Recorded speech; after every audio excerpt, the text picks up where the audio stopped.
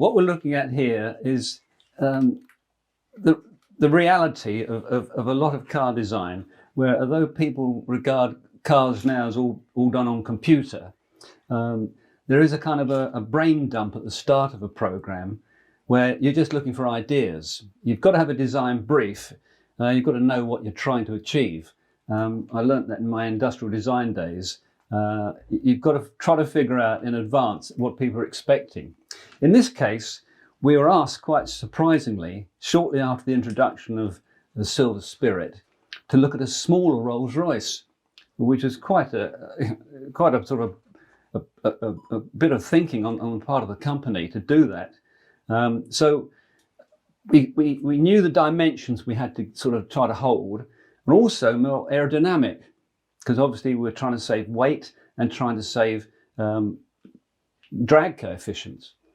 Most cars were around about 0.4 plus at that time, but there were people like we're talking about the Audi 100 and the Sierra, for instance, which were getting sort of 0.3 and 0.32. So we didn't know if we could do it or not. So we started looking at ideas. So what you do something which I regard as wallpaper, where you just do a complete mass of ideas. In this case, these are all mine because the team was so small. I was just doing them in free fall. But we knew basically we wanted something as near to a wedge as we could get it without going crazy. But in the background was the NSU Row 80, which was a three-boot car, a three-box car, which had a very low drag coefficient.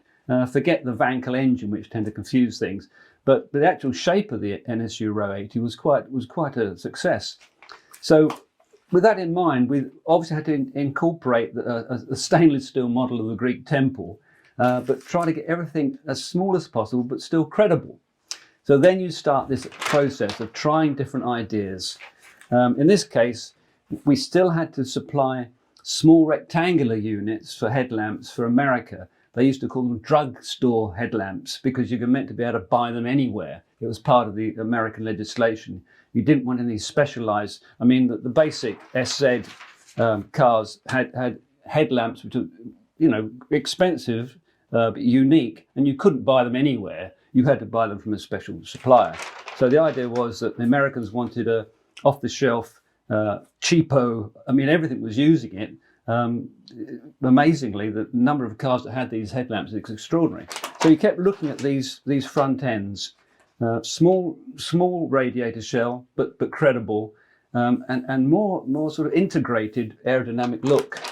And you just keep churning these things out. You can try different views, but it's amazing how after a while, and then you just start doing little details like a little blind coming down over the headlamps.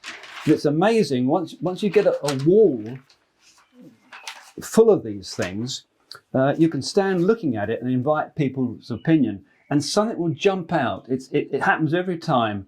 The most famous example really was the concept car Java, which used a radical headlamp solution, which was absolutely incredible thinking, and it just emerged from a wallpaper of these ideas. This was several years later. These are actually from 1981, which was only a year after the Silver Spirit was introduced, which shows how the motor industry is always thinking ahead